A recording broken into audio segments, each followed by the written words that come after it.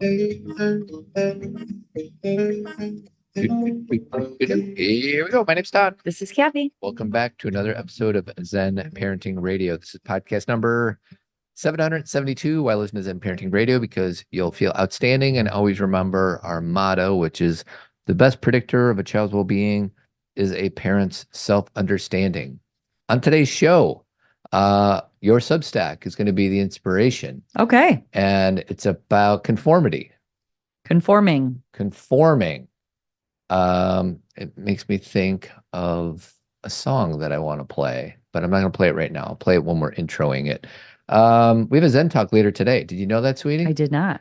We have a Zen Talk. I don't know what number it is, but it's this community that Cathy and I created many years ago, and a lot of different things we do. The main thing is that we get on Zoom and we support and connect with a bunch of other Zen Parenting listeners. We're a team. We're a team. And we have each other's backs. Many other things. So if you're interested, scroll in the show notes, and you'll be able to learn more. Happy belated 4th of July, sweetie. Thank you. Did you enjoy your 4th of July weekend? I did, very much.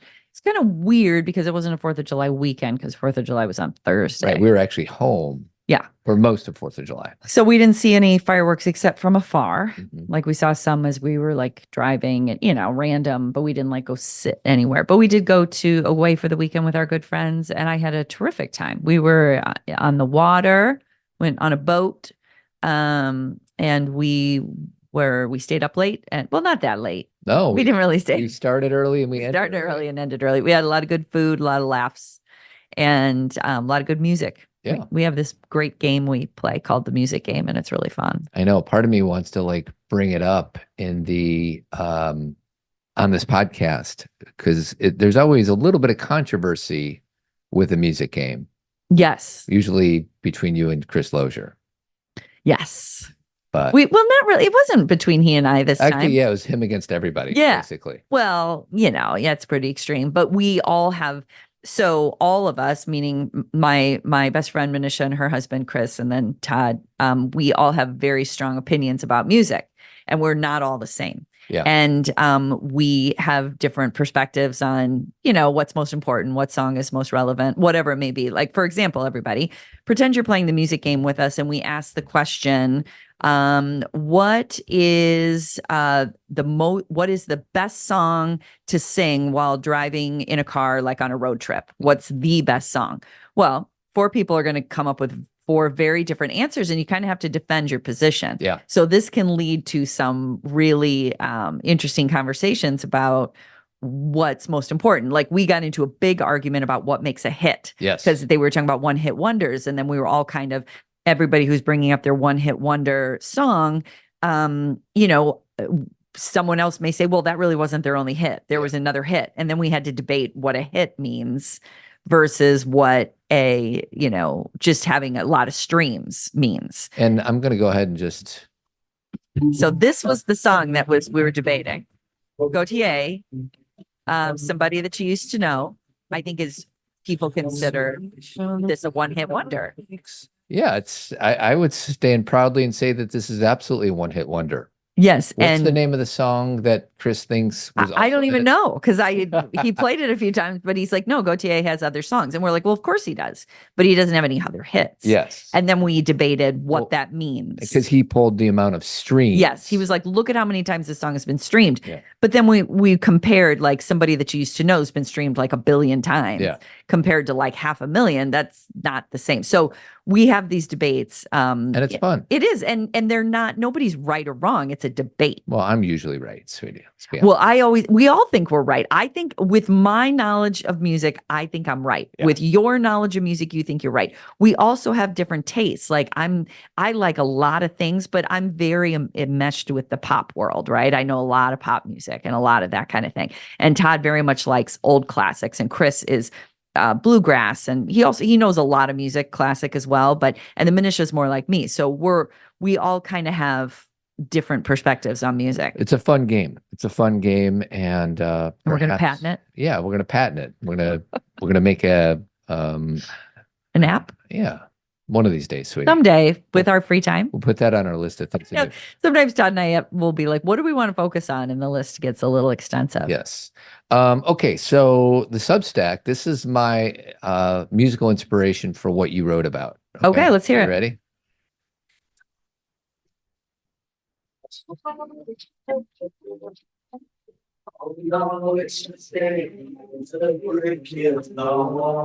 right, there we go. Okay, so music game. Yep. The Substack I wrote, and if you scroll below, you can read it, but it's called The Pressure to Conform. So tell me why you chose The Wall. I've seen that movie a bazillion times. Okay. Watched in high school. Not on drugs, I will add. Everyone's like, you got to be on drugs to watch that movie. Turns out you don't. No, I watched it not on drugs. Yeah. Mm-hmm. It reminds me of this part of the movie where all the kids are on this like plank walking into this, and I think they have like weird things on their heads, and they all look the same. Yeah. So conformity. And then they drop themselves into like a meat grinder, and then you see sausage come out at the end. Correct. And obviously the metaphor of the wall, all the bricks are kind of the same. So I think this is Roger Waters' effort. I'm sorry, sweetie. Go ahead. Roger Waters' effort in just saying he's not going to, and he never has been, somebody that conforms. He is pretty rebellious and pretty radical with some of his opinions. And we as kids are, sit quietly in your desk. Think about what school is basically. We have to sit at our desk for 45 minutes. We go to 7 or 8 meetings that day, none of which we want to be there. Not none, but many of us don't want to be at most of those meetings. That's more than I could say about my day. Usually my day is surrounded by things that I want to do. So it's just the idea of everybody fall into line and don't have an independent thought. Okay, so a few things. Number one, when I think of, the wall, I think of the bricks being our defense mechanisms that we build up over time. Yeah. So I think the bricks have a lot of, it's our trauma that we've experienced where we become a different person, and our willingness to extend or reach out or trust or even be with ourselves, because a lot of it is about taking drugs and numbing ourselves out to the world. So I think the wall has many levels. Yes. But I will also say that there is this gray space that I totally hear Roger Waters. And like you said, we've, follow or gone to his shows and stuff, and everyone knows Roger Waters. So we know, he's very outspoken. But there's this gray space between, because there is a reason that we have to work as a community. And it doesn't mean we have to conform to every single little teeny thing, but we can't go into things and be like, everyone is going to do their own thing all the time, because as a community, we have to recognize our connection to each other and how we work as a team. Well, and not to go all Dak Shepard on you, but we are wired to be able to work together so that we could survive. Correct. Back, 20,000 years ago, a human being couldn't survive by him or herself. Correct. So we have to figure out how to work together so that we can go kill the buffalo and build shelters and blah, blah, blah. Correct. And you're saying Dak Shepard because you want to say as an anthropology major. That's right, because he says that a lot. But that's the truth. And when I say that, I also am understanding that some types of conformity become cult-like behavior. And so this is where we have to recognize that either end of the spectrum is not where we want to be. We want to be in that gray space where we understand the ability to work as a community. And then we also understand the ability to bring our individuality to the community. So, like within a family, I think of our family as a little community, and within the community, there's an expectation. You have to put your stuff away, keep your space clean, bring your plate in, be respectful of each other, be thoughtful of each other's experiences. And at the same time, go be you. Yeah. Right. It doesn't mean everyone needs to be the same within our family and dress the same and look the same and talk the same. Go be you. But when you're in this community, there's an expectation of, I don't even know if the word conformity works for that. It's just more like community building. Mm-hmm. You have to see yourself as a piece of the puzzle and a part of the whole, rather than you just get to go do whatever you want to do all the time. Yeah. So what I liked about your Substack is you start out talking about our children. Yes. And they have these words called basic and extra. And maybe for those of us who are ignorant, you'll help us understand that. But then afterwards, you kind of go to how we do that as grownups. So Right. let's first start with wherever you want to go, but regarding the kids, basic and extra, and their need to conform. And the pressure to conform, basically what I'm talking about is, and this is part of, I have a book coming out, as I've said, you're going to hear me say that a lot because we're going to be talking a lot every week. Get used to it. Right. This is just part of the game of selling books. I have a book coming out in January. So this comes from my book, Restoring Our Girls, or at least the ideas do. I actually wrote that this is not, I didn't take this directly from the book. This was just yet another idea because there are so many. But what I was talking about was the fact that it's not just my own daughters, but talking to girls all the time, including my college students. They talk about how it's not always in their best interest to be their true selves with their friends. Which, if you say that to parents, there's a lot of, well, that's ridiculous. If they're your friends, they accept you and you should be completely who you are and your true self. And notice I'm saying friends, I'm talking about a group. There are plenty, like I know a lot of girls, including, my daughters, who have a best friend that they feel very, very connected to, that they feel like more than themselves with that person. But I'm talking about the group dynamic. And so what's interesting is when you're young, a young adolescent girl to even your mid-20s, the group dynamic is a really big thing. You like to have a group. You like to have, these are the people I go out with. These are the people I go to homecoming with. These are the people I vacation with, whatever it may be. And they're within the group dynamic, what the girls tell me is it's not always in our best interest to be our full true selves. Now, why is that? Because sometimes we have a lot of feelings and thoughts and emotions about things that don't work in the group dynamic. Sometimes there's things that we want to do to stand out, and sometimes the group is like, you're standing out too much. Sometimes there are things that we say or do or that the group doesn't like. And these are the whole book, the book that I wrote is about this nuanced place that we have to understand. Yeah. Okay. Because there aren't, I can't stand books or teachers who are like, well, you just tell your kid that they need to be their true selves and that's what real friends are, because that's denying reality. Mm-hmm. Like there are group dynamics that are difficult to navigate, and girls are learning to do that in their pre-adolescent, adolescent, teen, young adult years. And then they start to figure that out, but they've got to learn it. And so some of that means they will conform. What does that look like? Anybody listening has seen a group of girls walking down the street. It could be 12-year-olds, 15-year-olds, or 17-year-olds, and they look like they're wearing a uniform. Mm-hmm. Yoga pants, crop shirt, usually black, maybe a shirt over it, like some kind of button down over it. They dress similarly. A lot of girls have long hair, put it in a ponytail. A lot of girls have the same sunglasses. They have the same shoes. There's a conformity to belong, right? There is I belong here. Two things that I think will hopefully enhance the discussion. One is I just had a flash of a memory of a TV show. Okay. A very certain moment of a TV show. And Growing Pains? Oh my God.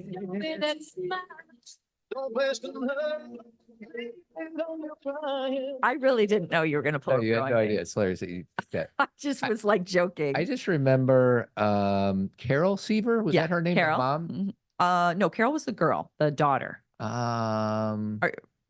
Wasn't she? I think Carol was the mom. No, I don't think so. But keep going. Go ahead and look it up. Yeah. I just remember, let's say it was Carol, whatever. The mom in that show she was talking to Mike, because Mike was a good kid, but also got into trouble with his buddies, Boner and whatever the other guy's name was. Carol was Tracy Gold, the girl, and Maggie Seaver. Maggie Seaver. Mm-hmm. Good job, sweetie.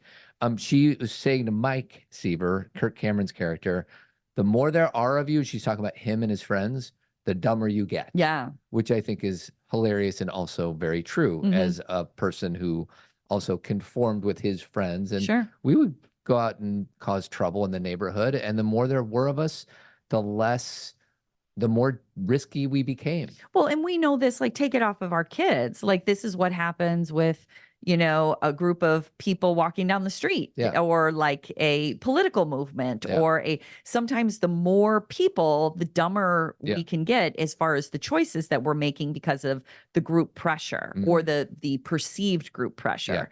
Sometimes we feel like we're supposed to be doing something. And I think that's definitely the case. Yeah. And, and sometimes the conformity, it's not hurting anybody. There is our girls wanting to wear a certain kind of dress or have a certain kind of shoes. We can all relate to that. Every generation has their Gloria Vanderbilts and their Calvin Kleins and their Converse shoes and their, whatever. What were some things, is that what you Some did? Michael Jordan shoes or I'm trying to bring in a bunch of different, Gen Z, millennials, Gen X, the boomers. What did they want? What did the boomers want? Hoop skirts with poodles on them? Food? I don't know. I think Food. Yeah. That's the Depression era. Okay. Sorry. Yeah. Boomer. That's the silent generation. Okay. But what did they want? What is the thing that everybody wants? Because it makes them feel like they belong to their generation. And to shame our girls, like the most important thing about this conversation for us as parents is to shame our girls or boys for doing these things doesn't make any sense. No, it doesn't. Right? You can have a discussion about it. You can keep it in the discussion alive, meaning talking to them about how they feel about it. Because there will be points when conformity can go too far. Thus, parents always saying, if your friends jumped off a bridge, would you do it too? Really flippant things like that. But these conversations is how our girls and our guys learn to navigate this. What are my limits with conformity? Sweetie, do you remember my story of my friend Tim Devan in 6th grade? Tell me. Sister Helen was the teacher. Okay. And Sister Helen said, well, if your friends jumped into the lake, would you jump into the lake? And he said, yeah. Tim said, if the water was warm. Oh. I think that's a really hilarious. Being a smart aleck. He was being a total smart aleck, and it was hilarious. And you still remember it. I still remember it. And I think that, one of the most important things as far as like when we're talking to our girls about, conformity is recognizing in ourselves, not just our youth, not just way back when, but now, how do we conform? And before I say that, one of my favorite things that a quote that a girl gave me, it was a direct quote from her. She said, basically, if to be friends with this big group of people, I have to be as basic as possible. Yeah. And does that mean to just fit in? And yeah, it's almost like, let me be like a beige color. Now, again, for many of us parents, that's like, no, shine bright, shine your light. Yes, all those things are true. But we can also understand why our girls are saying that. Basically, what they're saying is if I come out too strong, then I risk being a bit of an outcast or being considered extra. An extra is just somebody who's a lot. Mm-hmm. Like the word gives its definition away pretty easy, Well, I think it's important that as parents own our own conformity as adults and as when we were children. And my quick stories of me conforming when I was a young boy, like, I don't know, grade school, I guess. I always wanted Nikes or Converse. Sure. Right. Or I guess Adidas. But if I got some off-brand thing from Kmart or whatever, like, that's really, really rough. Or I played football and baseball. At the time, soccer was not cool. Now I find myself watching soccer all the time. I was never going to play soccer because it wasn't as cool as baseball and football. Okay. So those are stories that I could share with my kid instead of me saying, oh, why don't you just shine your own light, blah, blah, blah. I would assume that would be a beneficial discussion with our kids of sharing our experience at that age. Exactly. And that's the thing. It's both and. Everything is both and, right? It's one thing to understand why our girls and our boys are conforming, to relate to it, like Todd said, to bring in your own stories. It's also part of our job to talk about, but who you are is fantastic. And your uniqueness and your individuality is what makes you you. Now, that doesn't mean tomorrow they're going to go to school and be totally different. What you're doing is you're planting seeds for them as they mature and as they kind of, age out of needing to, be like everybody else in a group, because it's child developmentally appropriate, right? So the whole idea of that we are going to push our girls through that door really quickly. They have to go through the process of learning this process, like, how do I negotiate with conformity? How do I do this but not do that? How does it feel when I conform? And sometimes it feels great and sometimes it feels bad. Like, and this is part of growing up. And I just don't, something I say a lot in the book is we just have to really remember when we have our adult glasses on. We as adults have already gone through that phase. So we see it very clearly and easily. And a lot of times we're like, I don't want you to have to go through what I went through. Well, in some cases, that's true. We don't have to, maybe our kids don't have to go through everything we went through. But things like developing adolescence, we don't get to push them through that. Yeah. They have to go through that, Yeah. which is why we need to take care of ourselves during that process, because we don't get to A, look away from it because we have to be there and support, but B, we also don't have permission to tell them, you shouldn't be conforming. You shouldn't be caring what your friends think. Yeah. Are you joking? Right. Of course they care. Right. It's understanding and also giving them the space to remember that their individuality is beautiful. Yeah. It's a lot of both and. So the example I give, and Todd, you just gave a great example, but I talked about how, when girls, when they feel like they're going to be extra. And I want to just say this to balance out this discussion. Another girl said to me, sometimes being extra gives you points. Mm-hmm. Like sometimes someone Depends what who's kind of super extra. Exactly. Yeah. Like sometimes it's typically not a when someone calls you extra, it's not a compliment. But sometimes someone who's super extra, like super funny, super out there, super brave, that kind of extra, that so again, everything's real nuanced. But one of the things that they're really doing is toning themselves down, right? To fit in. That's what we do. That's what I mean by less beige. Risky to it's less risky to be beige. Yes. And so they talk about, I'm keeping myself in, I'm toning myself down, I'm being what people expect me to be. And the, analogy I gave for us women is why is like one of the most profitable industries shapewear, right? What is shapewear? Shapewear is wearing something really tight on your body to keep yourself in so you are pleasant externally. Mm-hmm. To the external, like the society is telling you, suck it in, flatten out. And so we're having the same experience as them, even some of the same language is being used. And, we don't need to shame ourselves. I have Spanx and Skims. I have both. What's the difference? Two different Spanx brands? is made by Sarah, what's her name? I can't remember, but she's the one who created it. And Skims is made by Kim Kardashian. They're just two different brands and they both have, like, I don't have a lot of it, but there's certain dresses that I wear that it helps, right? It helps, you can wear that dress, right? But even that belief system right there, I could wear the dress without it. But society doesn't like bumps. It doesn't like lumps. It wants a flat stomach. It wants smaller hips. It's very about be less, right? Be smaller. And so anybody who is like, I'm going to wear this sucking in bodysuit, you can relate to your girls who are not being their full selves because we do it all the time. Yeah. And I like loose. You sure do. Clothing. I wear boxers, I wear shorts. And what's it like to go through some dinner party where you're sucking everything in? Mm-hmm. Like, I don't think I'd be able to even be present because I would always be annoyed at too tight of clothing. And I know you guys have been doing it forever, so you're used to it. But my honest question is, like, how bad does it suck to wear the really tight stuff? Well, it depends. And it depends on the length of time. Like I can only speak for myself and notice, like I try not to wear that stuff and not because I'm trying to, not go with society. I just try and wear clothes where I don't have to do that. Yeah. Like wearing Spanx or Skims. I'd say the only time that I really wear shapewear is if we're going to a wedding and I have to wear a certain kind of dress, or maybe at the conference, like something where I'm going to be in front of people and it just like, tightens you up, right? Is it comfortable? No. Is it better when it's the end of the day and I'm taking it off? Yes.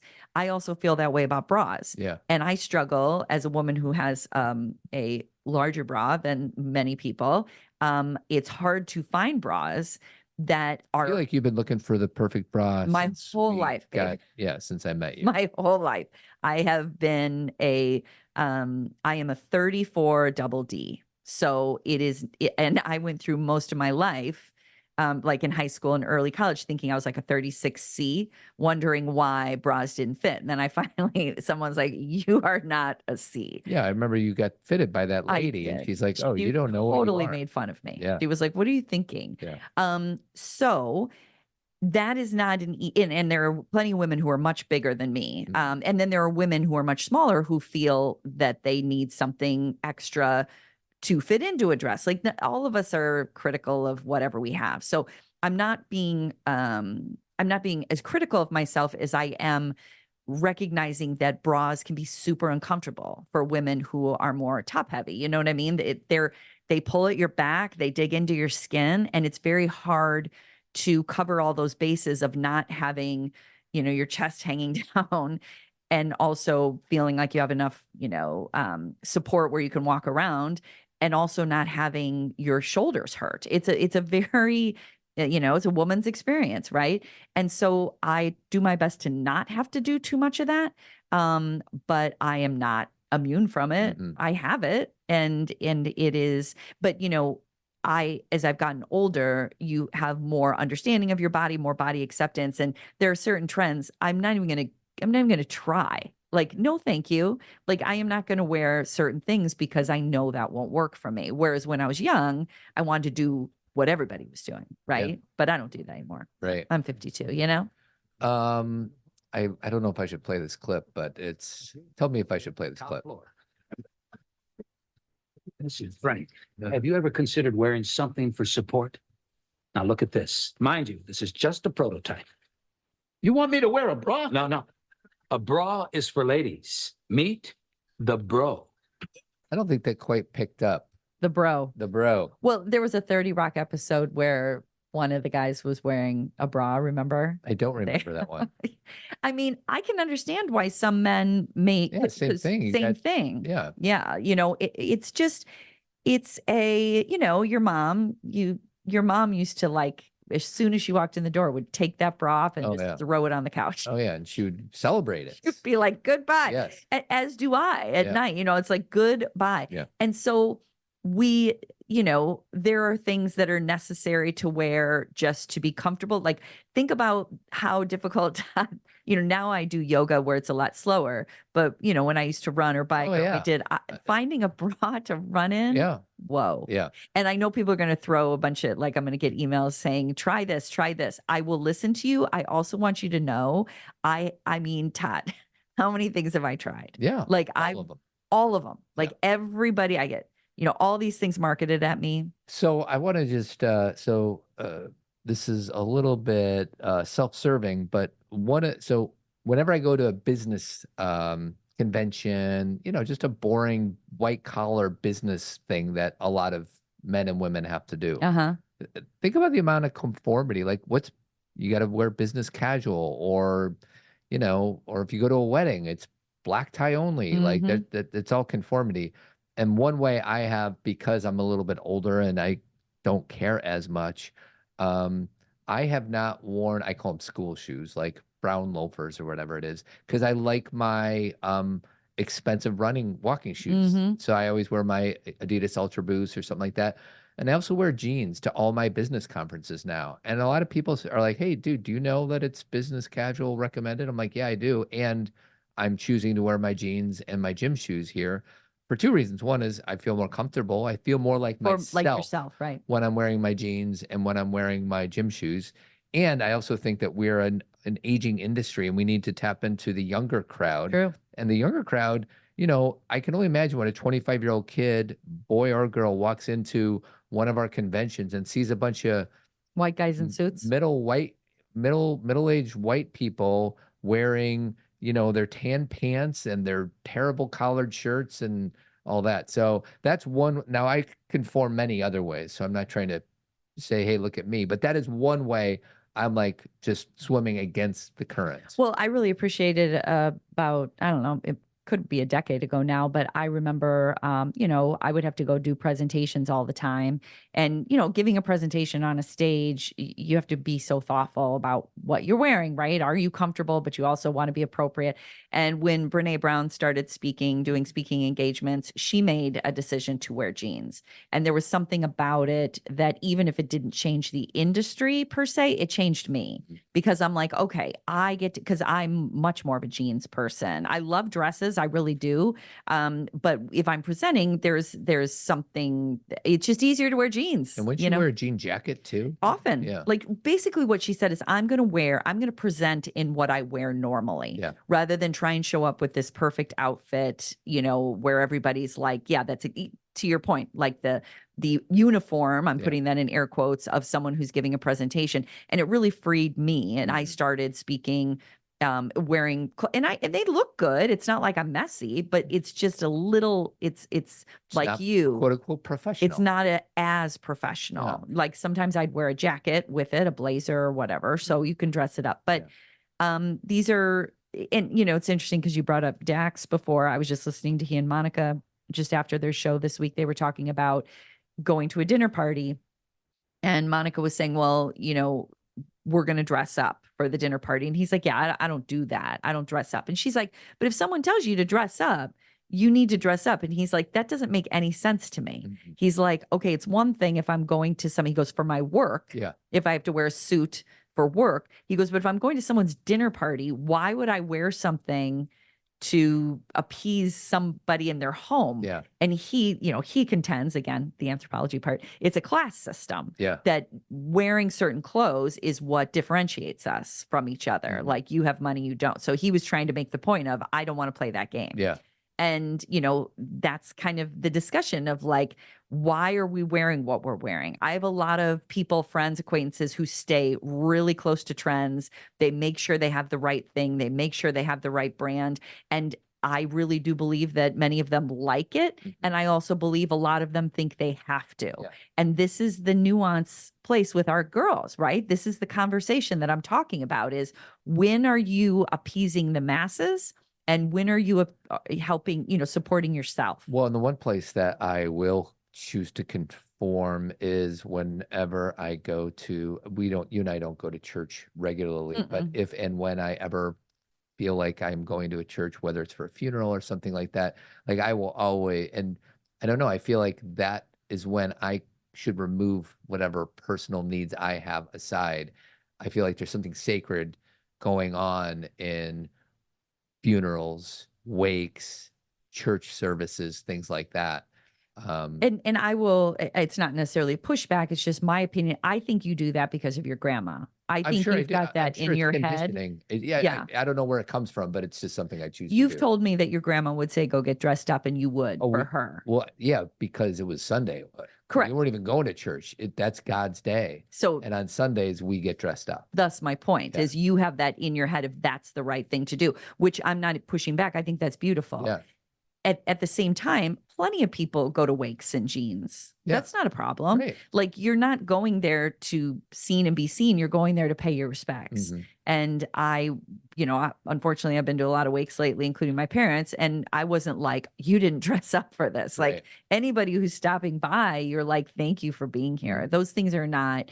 And so that's kind of what I mean is like, I think it's very personal and individual. And I do think that if, there are certain situations, especially if it's a work situation, where if someone's asking you, this is what we do. Like, I mean, this is a dumb one, but like my daughter, JC, used to work at York Theater here in town, which is the movie theater. And they wear these cute little bow ties and white shirt and a black bow tie. It's like, and that's a uniform, right? And she's not going to be like, I'll only work here if I don't have to wear this. Like, she's going to wear the uniform. Yeah.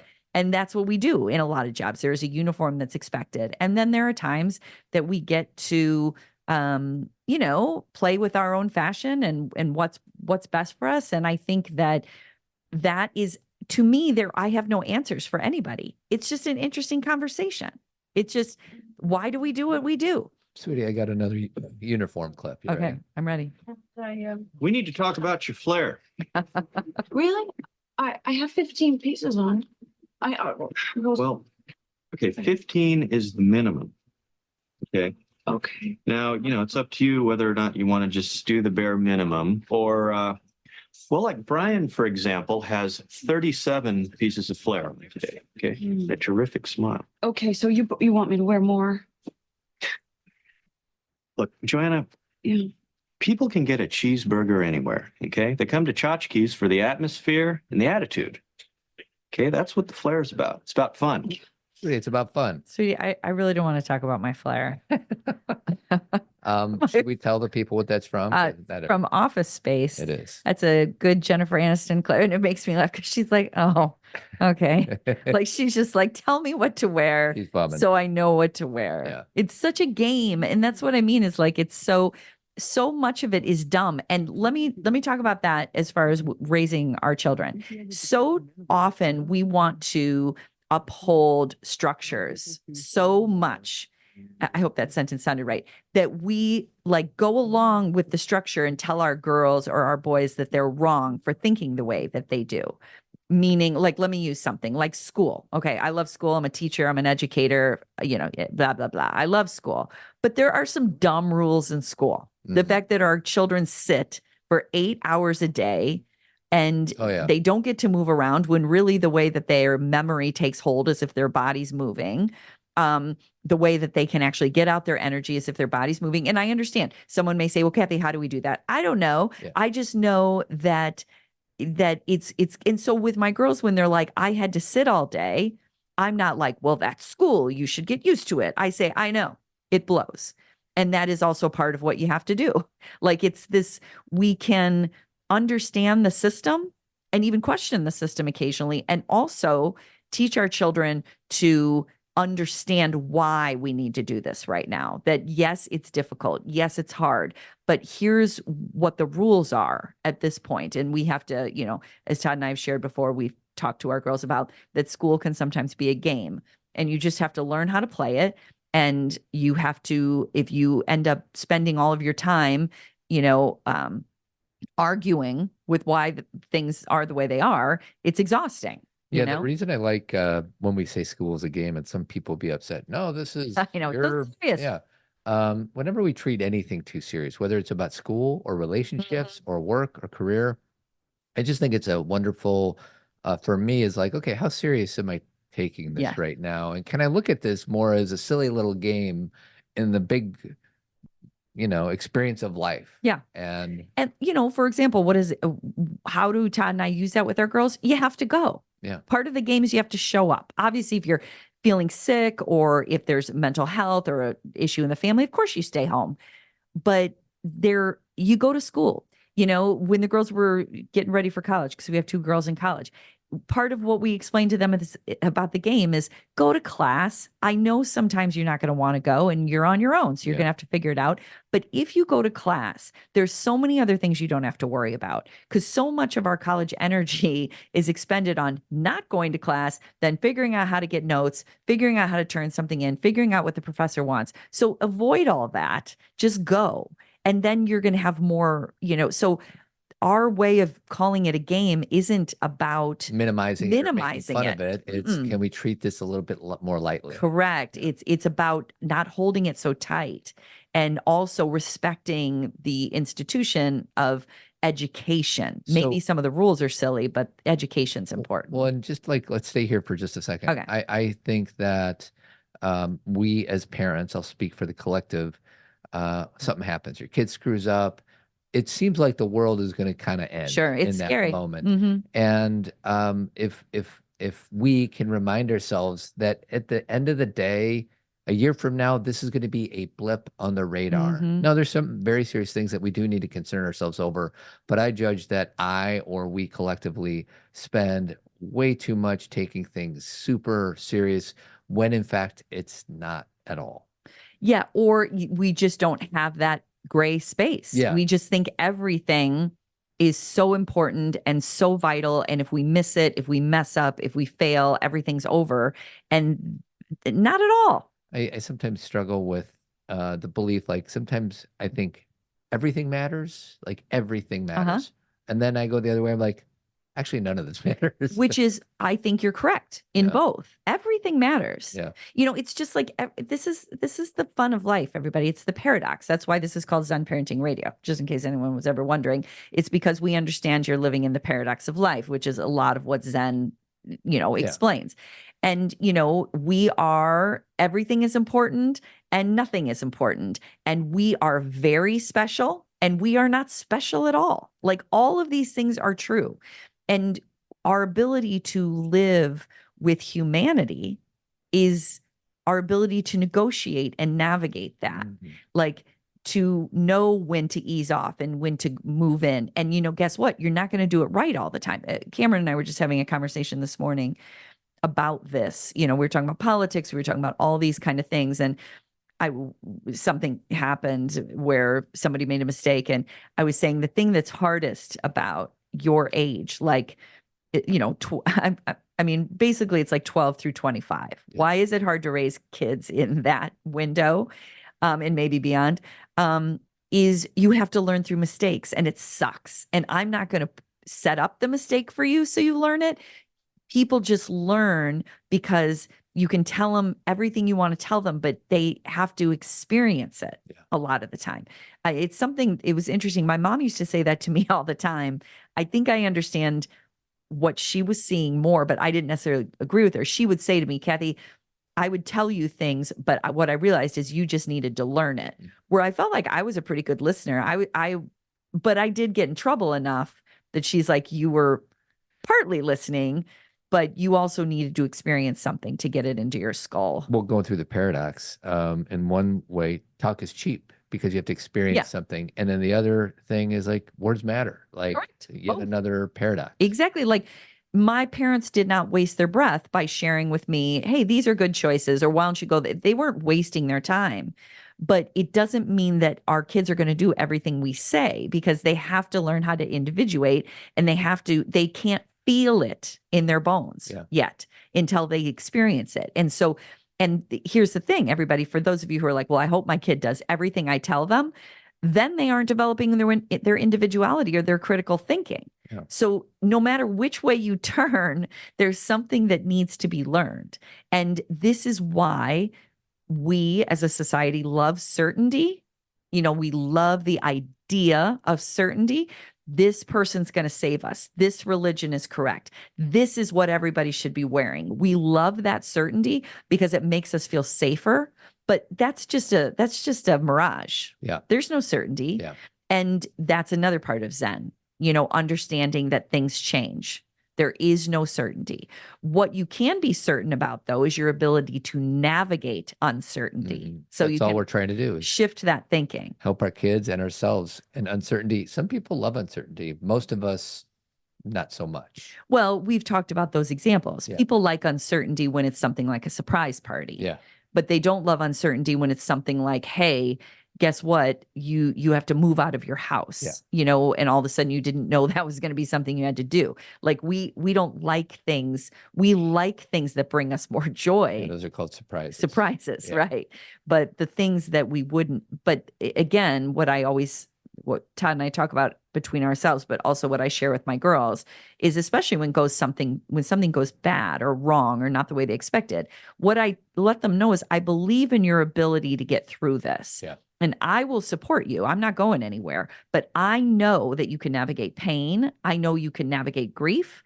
I know you can navigate failure, but it sucks. And it's uncomfortable. It's uncomfortable. Painful. And I'm not going to pretend it's not. Right. And I'm also not going to tell you to jump over it. Yeah. You got to go through it. And it's uncomfortable for all of us. And it makes me go, bleh. So anything else that we want to share that you wanted to share about this? No, I today? think that's good. So I would, like I said, scroll down to read The Pressure to Conform, and also to subscribe to my Substack. It's free. It comes to you every Friday morning. And, I enjoy writing it. It's really good, sweetie. Thank you. And I want to say thanks to Jeremy Kraft. He's a bald-headed beauty. He does painting and remodeling throughout the Chicagoland area, 630-956-1800. And we'll see you next Tuesday. Keep trucking. Have a good week.